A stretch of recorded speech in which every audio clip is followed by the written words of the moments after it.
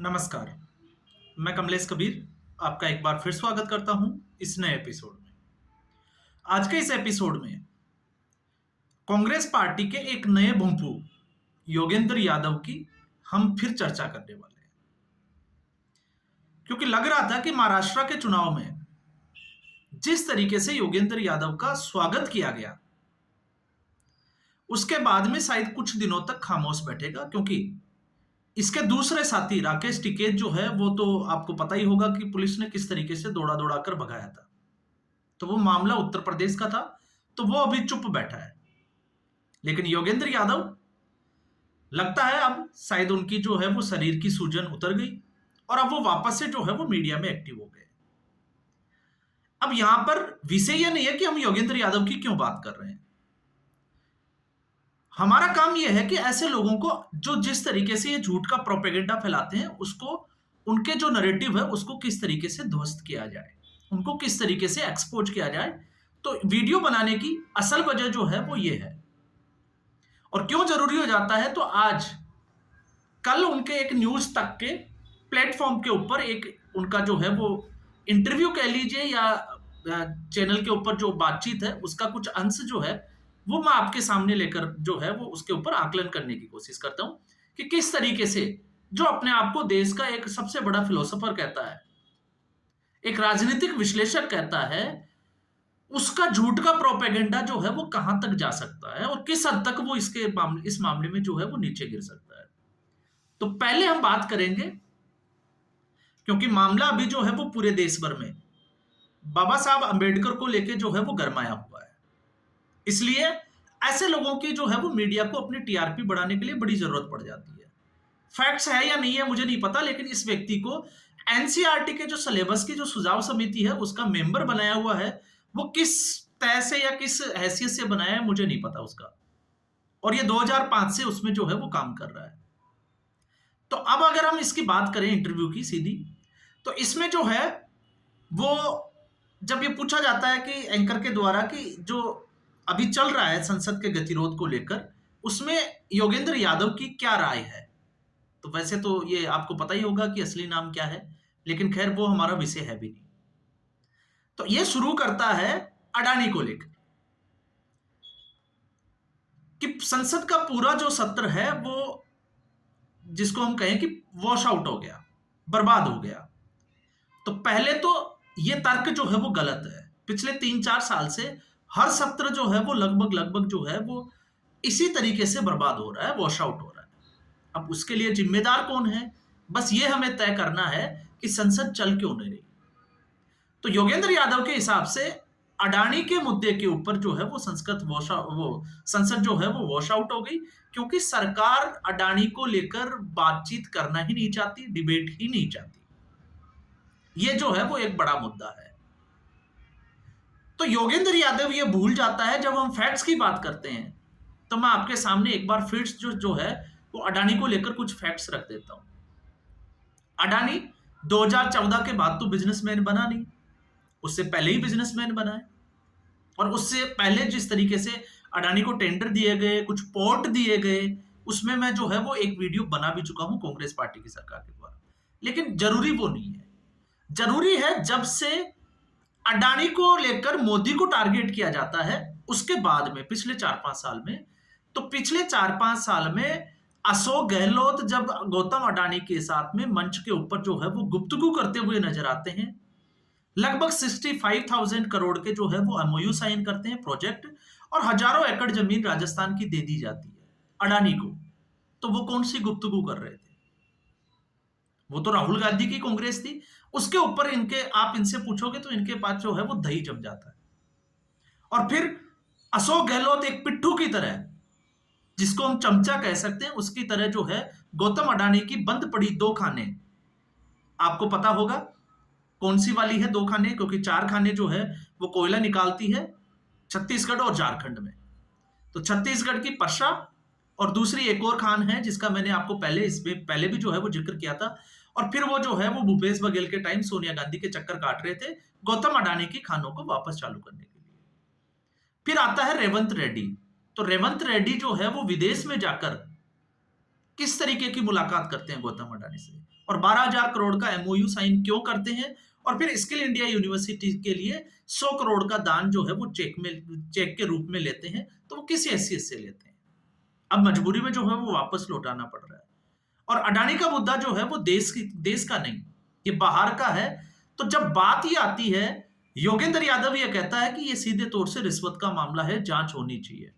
तो जांच होनी चाहिए, इसमें संसद का सत्र बेकार करने की क्या जरूरत है? आप केस डाल दो, आपकी जहां पर सरकार है, राज्य सरकार कांग्रेस की, वहां से एक दो केस डालो, केस डालोगे अपने आप जांच हो जाएगी, लेकिन वो नहीं करना। अब दूसरी बात जब मैं इसमें जोड़ के देखता हूं, तो फिर हीरानंदानी ग्रुप से एक सांसद महुआ मोइत्रा जब पैसे लेकर सवाल संसद में पूछती है, तो इन लोगों के मुंह से एक भी जो है वो कोई सवाल इनसे नहीं पूछा जाएगा, क्योंकि अगर ऐसा वो करते हैं तो पश्चिमी बंगाल में ममता बनर्जी इनको उल्टा टांग के खाल खींच देगी। तो यहां पे ये फैक्ट्स पे जो है वो बात करेंगे ही नहीं। फिर जब इनसे आगे बढ़ते हैं हम, तो अमित शाह के बयान पे आ जाते हैं। जब संविधान की चर्चा और संविधान के ऊपर चर्चा करनी है, यह तय किया कांग्रेस पार्टी ने, विपक्षी की गठबंधन ने। और जब विपक्ष के गठबंधन ने यह तय किया, तो कांग्रेस पार्टी की इनको जो है वो गलतियां नहीं सूझती, क्योंकि ये कांग्रेस पार्टी के पिट्ठू है, और अगर ऐसा करेंगे तो फिर इनकी जो है वो इनको पूछेगा कोई नहीं। तो जब इनसे कोई ये पूछे कि कांग्रेस पार्टी के पास शशि थरूर, मनीष तिवारी जैसे प्रबुद्ध, या हम कहें कि वरिष्ठ सांसद थे, तो प्रियंका वाड्रा से शुरुआत क्यों? और अगर प्रियंका वाड्रा से शुरुआत, तो संविधान के अलावा सब मुद्दों पे बात करनी है, अडानी पे बात करनी है, आरक्षण पे बात करनी है, जातिगत जनगणना पे बात करनी है, और राहुल गांधी को हीरो बनाना है। इससे बाहर कांग्रेस पार्टी क्यों नहीं निकल पाई? ये भी तो अपने आप में एक बड़ा सवाल है। और फिर जब अमित शाह और प्रधानमंत्री नरेंद्र मोदी ने फैक्ट्स के साथ बात की और आपके पास में उसका कोई काट नहीं निकला, तो जिस वक्त अमित शाह ने भाषण दिया उस दिन उसकी क्लिप जो है वो नहीं काटी गई। 12 घंटे बाद में कांग्रेस पार्टी को लगा कि ऐसा किया जा सकता है, और फिर उसके बाद देश भर में माहौल बनाया गया।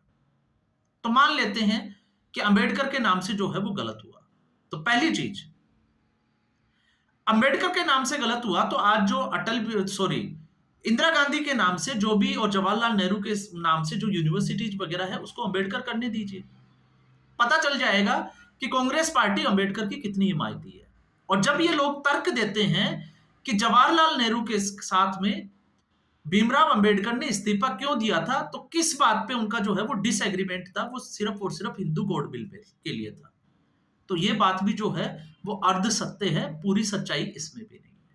और पूरी सच्चाई क्यों नहीं है, उसके पीछे तर्क यह है कि जो व्यक्ति 1926 से राजनीति में आ गया, उसका राजनीतिक कैरियर शुरू हो गया, जिसका जन्म होता है महू मध्य प्रदेश में भीमराव अंबेडकर का, और उसके बाद उसको इतिहास यह कहता है कि उनके फादर जो थे वो सेनापति थे। तो अगर वो सेनापति थे तो वो कमजोर तो हो नहीं सकते। और बाबा साहब अंबेडकर की इतनी फोटो आपको मिलेगी बचपन से लेके जवानी तक की, या बुजुर्ग होने तक की, जिसमें वो हमेशा जो है वो कोट पैंट पहन के, तो फिर गरीब तो ऐसा नहीं हो सकता, और गरीब बाहर पढ़ने भी नहीं जा सकता। फिर उनके जो है वो टीचर जिन्होंने अंबेडकर नाम दिया, वो कौन थे? फिर उन किस स्कॉलरशिप की जिसकी बात की जाती है, सयाजी राव गायकवाड़। मैं हर फैक्ट्स पे जो है वो पिछली बार भी आपसे बात कर चुका हूं। तो फिर उसको नजरअंदाज क्यों किया जाता है? और राजनेता जो है वो किसी दूसरी पार्टी से सहमत हो ही नहीं सकता, तो भीमराव अंबेडकर क्या, इस दुनिया में किसी भी पार्टी की आप बात कर लीजिए।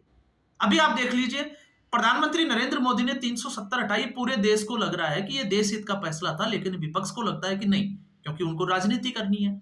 और कांग्रेस पार्टी के किसी फैसले से भारतीय जनता पार्टी संतुष्ट हो ही नहीं सकती। तो इस तरह के जो तर्क है वो देना बेवकूफी होती है। और जब ये लोग भगवान की तुलना करते हैं, तो भगवान की जब ये लोग तुलना करते हैं, तो फिर हम उसमें आ जाते हैं जहां पे हमें बात करनी चाहिए, और वो भी फैक्ट्स के साथ। तो फैक्ट्स के साथ आकाश राठौड़, जिन्होंने जो है वो 2023 में एक उनकी बुक आई थी, बिकम ए बाबा साहब, उन्होंने बड़ा शोध किया, और वो लिखते हैं कि जब बाबा साहब लंदन गए, न्यूयॉर्क गए, तो उनके पास जो है वो पैसे नहीं थे, इसलिए वो अपने खाने पीने की चीजों में कटौती करते थे, और सिर्फ जो है वो एक टाइम खाना खाते थे, जिसमें मीट या मछली लेकर वो खाना खाते थे। तो आपने देखा किसी भगवान को कि जिसका नाम लिया जाता है और वो मीट और मछली खाए थे? और फिर 1935 में जब बाबा साहब ये कहते हैं कि वो जो है वो धर्म परिवर्तन करेंगे, ये उनके दिमाग में चल रहा है। तो 1955 तक का इंतजार क्यों किया, 20 साल तक का? और जिस प्रारूप समिति का अध्यक्ष बाबा साहब अंबेडकर को बनाया गया, तो उसके पहले ही पेज के ऊपर भगवान राम, लक्ष्मण और सीता, इनकी फोटो क्यों है? उसमें जो है वो वेदों की प्रतियां क्यों है, चित्र क्यों है? उनका विरोध करना चाहिए था, लेकिन उन्होंने तब तक नहीं किया। उनकी अगर विचारधारा में आप देखोगे तो उनका जो परिवार था वो कबीरपंथी था, और कबीर की विचारधारा से प्रेरित था। और मैं तो पहले ही बोल चुका हूं, क्योंकि मेरे नाम में भी जो है वो कबीर लगता है और मैं भी कबीरपंथी हूं।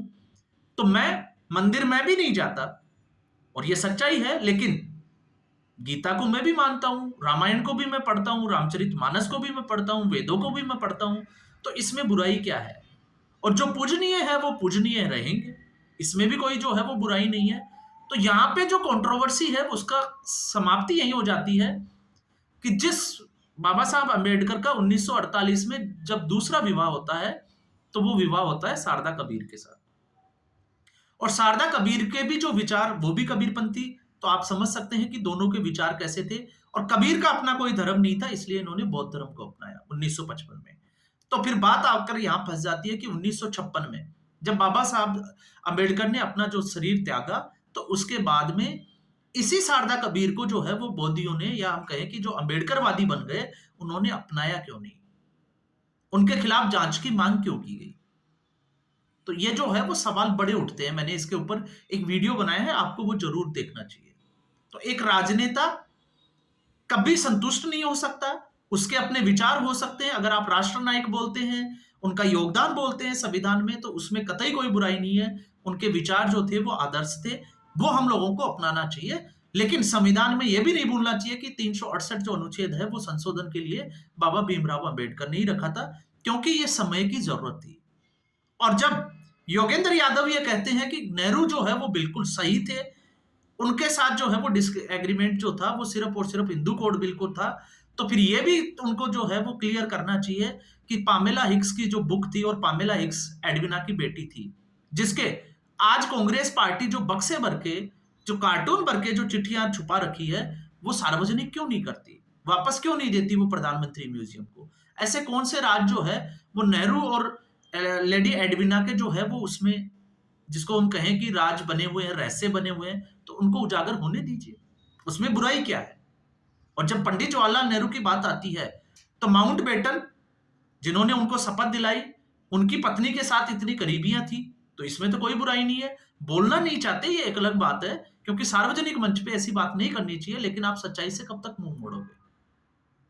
और जिस तरीके से आपने देखा, और सबसे बड़ी बात तो यह भी है, इतिहास गवाह है कि जब लाल बहादुर शास्त्री इंदिरा गांधी को लंदन भेजना चाहते थे, भारतीय उच्चायुक्त में एक बड़े पद के ऊपर, और उसके बाद में जब वो ताशकंद जाते हैं तो उनकी जो है वो लाश आती है, और इंदिरा गांधी वहां जाना नहीं चाहती। तो सच्चाई जो है अगर आप ढूंढोगे तो आपको जो है वो इतिहास के पन्नों में बहुत सारी मिल जाएगी। लेकिन जो सच्चाई की बात करेगा, फिर ये लोग जो है वो उसको गोदी मीडिया कहेंगे, और ये योगेंद्र यादव ने यहां पर जो है वो यूज भी किया है। तो नेहरू को सही साबित करने के लिए, तो नेहरू वही व्यक्ति है, तो आप उठा के देखिए जनरल थिमैया की किताब, और उसको जब आप पढ़ोगे तो आपको लगेगा कि किस तरीके से भारत और चाइना की जो लड़ाई हुई थी, उसमें गृह मंत्री की बिना सलाह के जो है वो सीज फायर कर दिया था जवाहरलाल नेहरू ने, क्योंकि जनरल थिमैया ने 6 से 7 दिन का समय मांगा था, और भारतीय सेना जो है वो फ्रंट फुट पे खेल रही थी। मतलब हम कहें कि 6-7 दिन अगर और मिल जाते तो भारतीय सेना जीत जाती, और फिर उसके बदले लगभग जो है वो 37,000 वर्ग मील, 36,000 से 37,000 वर्ग मील जो एरिया है वो अक्साई चीन का, वो चीन को दे दिया जाता है। तो ये सच्चाई में ना जाके ये सिर्फ और सिर्फ जो है वो प्रोपेगेंडा, क्यों? क्योंकि इनको अमित शाह और प्रधानमंत्री नरेंद्र मोदी को अहंकारी साबित करना है, और ये दोनों व्यक्ति इन चाटुकारों की जो है वो राय नहीं लेते। बस यही एक दर्द है, क्योंकि आपको पता होगा जब गांव में या ग्रामीण इलाकों में कोई व्यक्ति जो फ्री की राय बांटता रहता है, अपने आप को जो है वो ज्ञानी समझता है, तो वो जहां भी बैठता है वो ज्ञान देना शुरू कर देता है। अब समस्या ये है कि अगर उसको कोई सुनता नहीं है तो फिर प्रॉब्लम शुरू हो जाती है। तो ये हालत जो है वो इन लोगों की बनी हुई है। अब देश जागरूक हो रहा है, लेकिन फिर भी हमें इन लोगों की जो है वो जो प्रोपेगेंडा है उसको एक्सपोज करना चाहिए। और जिस भारतीय जनता पार्टी की ये बात कर रहा है, तो इसमें इस वीडियो में इसको ये भी बात करनी चाहिए कि भारतीय जनता पार्टी ने पंचतीर्थ की स्थापना की, जो कि नहीं करनी चाहिए थी। करनी भी चाहिए थी तो तीर्थ का नाम नहीं देना चाहिए था, क्योंकि तीर्थ जो है वो सिर्फ भगवान के होते हैं, राजनेताओं के नहीं होते हैं। फिर उसके बाद में इन्होंने जो है वो गोदी मीडिया जेब में है। तो गोदी मीडिया जेब में है तो 2014 से पहले जो है वो मीडिया कौन सा स्वतंत्र था, और स्वतंत्र था तो आप उसके प्रमाण दीजिए कि ये मीडिया जो है वो स्वतंत्र था। किस तरीके से मीडिया जो है वो मंत्री तक फाइनल कर देता था, ये योगेंद्र यादव को अनुभव भी होगा, और खुद भी राजनेता बनने चले थे, हालांकि किकआउट कर दिए गए, वो एक अलग बात है। और फिर उसके बाद में जब ये कहते हैं कि आज के बीजेपी की मानसिकता के लोग उस वक्त भी कांग्रेस पार्टी में थे, तो कांग्रेस पार्टी तो गांधी परिवार और नेहरू से बाहर ही नहीं निकल पाई, तो कांग्रेस पार्टी में आज तक चली किसकी? और जो भी बड़ा नेता हुआ है उसका क्या हाल हुआ है गांधी परिवार से हटकर? तो आप इतिहास उठा के देख लीजिए, सरदार वल्लभ भाई पटेल से लेके लाल बहादुर शास्त्री से लेके और आगे तक आप बढ़ते चले जाइए। G23 की तो मैं बात ही नहीं कर रहा, जो कि जब से हम राजनीति को समझने लगे हैं, ये तो उसके बाद की बातें हैं। आपने तो प्रधानमंत्री मनमोहन सिंह को कुछ नहीं समझा, तो उसके मामले में इनके मुंह में जो है वो दही जम जाता है। तो इतिहास के काले पन्नों को अगर ये पलटेंगे, तो इतिहास के काले पन्ने हमेशा गवाही देंगे कि इस देश के साथ में एक पार्टी विशेष ने क्या सलूक किया था। तो ऐसी स्थिति में राजनीति भारतीय जनता पार्टी भी कर रही है, वो अपने स्तर की राजनीति कर रही है, और राजनीति जो है वो कांग्रेस पार्टी भी कर रही है, लेकिन सही को सही और गलत को गलत बताया जाए तो ये बात जो है वो समझ में आती है। क्योंकि भारतीय जनता पार्टी के कुछ फैसलों से मैं भी सहमत नहीं होता, और जब हम सहमत नहीं होते तो हम खुलकर बात रखते हैं कि इन फैसलों से हम सहमत नहीं है। और कैसे नहीं है? जैसे जिस यूसीसी यूनिफॉर्म सिविल कोड की ये बात कर रहे हैं, तो जब उत्तराखंड के सीएम जो है वो किसी एक जाति विशेष को उससे बाहर रखना चाहते हैं, तो फिर जो है वो मनसा पे सवाल उठना लाजमी हो जाता है कि जब आप यूनिफॉर्म सिविल कोड की बात करते हैं, तो फिर उसमें जो है वो हिंदू, मुस्लिम, सिख, ईसाई, जैन, बौद्ध, उसमें क्या धर्म और क्या जाति, सबके लिए एक ही होना चाहिए।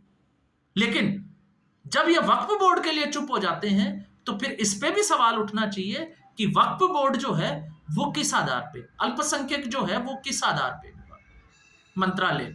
तो फिर यहाँ पे जो है वो खुलकर बात होना बहुत जरूरी है, और बात जो है वो हमेशा फैक्ट्स के साथ होनी चाहिए, जिसको कोई काट नहीं पाए। अगर आपके पास फैक्ट्स नहीं है और आपको लगता है कि आप बुद्धिजीवी है और लोगों को इन्फ्लुएंस कर देंगे, तो स्थिति यही होगी कि महाराष्ट्र में आपका स्वागत हुआ और देश की जो पब्लिक है वो स्वागत करने के लिए तैयार खड़ी है। बस आप एक बार मंच पकड़िए और बोलना शुरू कीजिए, आपका स्वागत किस तरीके से होता है वो आपको जो है वो पता चल जाएगा। तो आज के एपिसोड में बस इतना ही। उम्मीद करूंगा वीडियो एपिसोड आपको पसंद आया होगा। वीडियो को लाइक करें, शेयर करें, चैनल जरूर सब्सक्राइब करें। धन्यवाद।